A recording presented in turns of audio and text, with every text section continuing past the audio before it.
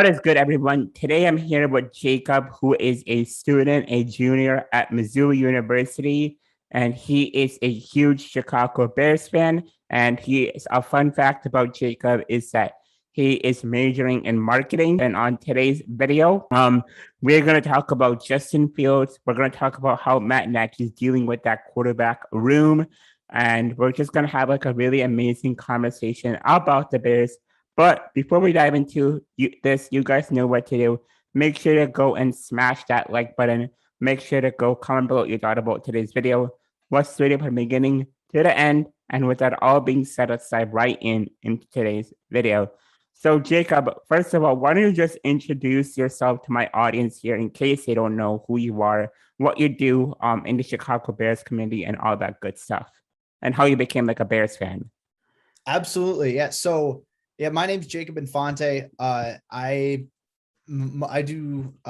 Bears writer and draft analyst over at Windy City Gridiron, which is through their SB Nation site. And I also do NFL draft stuff over at DraftWire. Like was mentioned earlier, I go to Mizzou, currently a business student there. And yeah, so I've been a Bears fan for, basically my entire life. I am going to be a fourth generation Bears season ticket holder because going back to all the way to my great grandpa was the first to buy season tickets back when the Bears still played at Wrigley Field.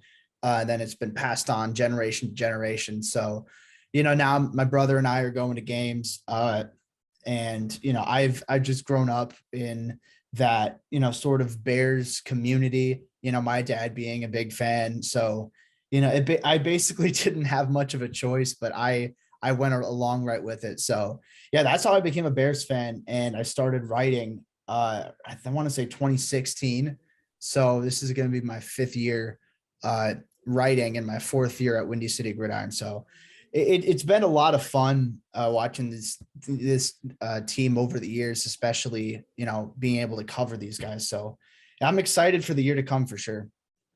Yeah, awesome. Same. I am excited for this year, but I want to go back into you being a Chicago Bears fan back in the day when you were really young until now. And then right now, what are some things that you've seen stay the same? And what are some things that you have seen change? Yeah, so the first Bears game I ever went to, I think was 2005, was Bears Bengals. And I think that was the day that Chad Johnson or Chad Ochocinco now, he did like his river dance or whatever, his like Irish jig in the end zone after he scored a touchdown. That was the first game I ever went to, and I've been hooked ever since.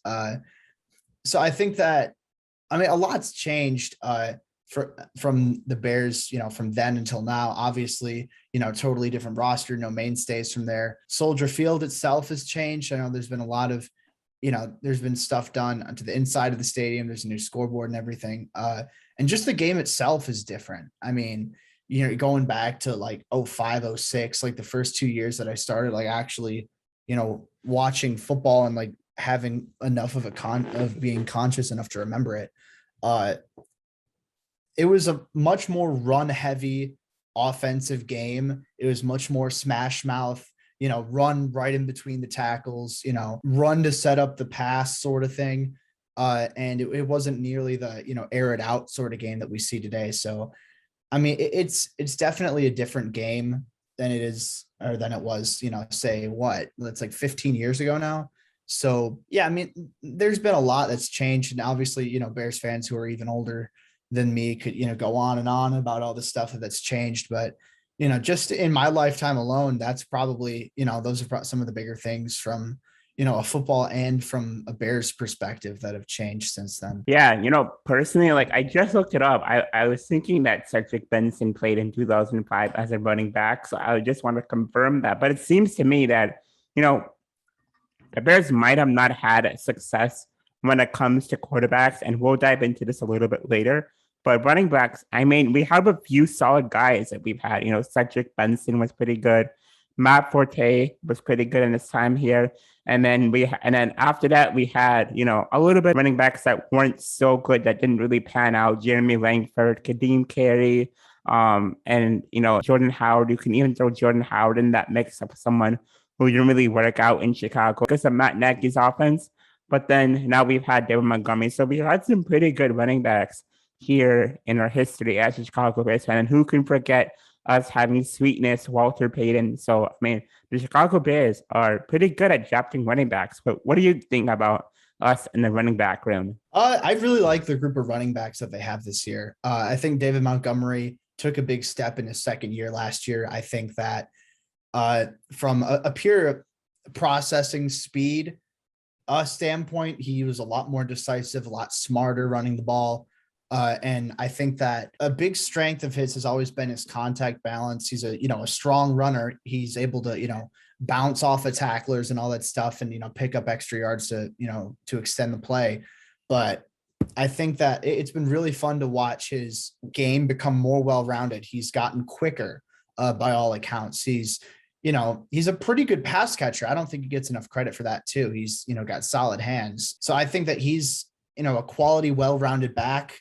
Is he elite? I don't think so, but I think he's a good running back, and that's something that a lot of teams don't have nowadays. But one thing that really impresses me is how deep the group is. Once Tarik Cohen comes back, I think that's going to be something to watch. I think that he played a solid role over the past couple of years, and they kind of missed having that that check down running back or someone who can line up out of the backfield or out of the slot or whatever. So I think his return whenever he comes back is going to be huge, and then Damian Williams and Khalil Hebert are two guys I'm really interested in watching this year. I'm assuming both of them are going to make the team, but Damian Williams and Khalil Hebert, they kind of have similar games. They have thicker, lower bodies, and they're able to, keep running and churning their legs through contact, but they're also pretty quick. So I think that all around you've got a pretty loaded room at the running back position. And I think it's going to be interesting to see how Matt Nagy utilizes all of them. I don't know exactly what the touches are going to look like, who's going to get the most usage there, but there's a lot of talent at that position for sure. Yeah, for sure. And it's going to be complicated to manage the touches that we see. Obviously, I think David Montgomery is probably going to get 80% or 70% of touches. But then how are you going to incorporate Damian Williams? How are you going to incorporate Jeremy Langford? And how are you going to incorporate Tarik Cohen? That's a big question that we have right now. And I mean, Tarik Cohen can take all the time he needs to recover. And we talked about this a lot in your tweets, and how we don't have to worry at all about Tarik Cohen and how his injury is, because the room is pretty deep. So I'm going to take your word from it and believe you. And I think you are right. And also, if you have a guy like Ryan Nall who can go in there and get some 2 or 3 yards. So we have a pretty good room. It's just to say how we're going to manage it. But I guess, do you see us kind of trading Tarik Cohen possibly because of how deep the running back room is? This season, I don't think so. I think that there's a lot up in the air with that, him coming off of an injury, and I don't think they'd save a ton of money off of that contract. I'd have to look up the exact numbers, but I think that really doesn't kick in until 2022, where they'd be able to, whether they release him or whether they trade him. I think that they'd be better off saving that until next offseason. And again, we don't know exactly if they're going to do that. They might, keep him around for the, entirety of his contract. But I do think that I think they'll keep him around. That's just my gut feeling on it, because financially it's difficult. You probably won't find as much interest in the trade markets, because he's coming off of an injury. So I think they're going to, keep Cohen around, and he'll play a solid role in the offense. And until we see what Khalil Hebert can do as, in his rookie season, I don't think they're going to be willing to dump him off yet, because, if Herbert doesn't pan out, then they might look for another running back in the draft next year. But if he does, then, then Cohen comes a little more expendable. Yeah, for sure. So I want to just ask you one more question about the running back room, and actually about David Montgomery. In your mind, what is David Montgomery? Is he a top 10 running back, a top 15 running back? What would you say David Montgomery value is? I think David Montgomery is a top 15 running back. I don't think he's top 10 yet. I think that, there's still a little bit of that explosive element that's lacking in his game to put him, truly into that top territory. But I think he's, above average. I think that he took a big step last year. They used him a lot and he did, is pretty efficient for the most part.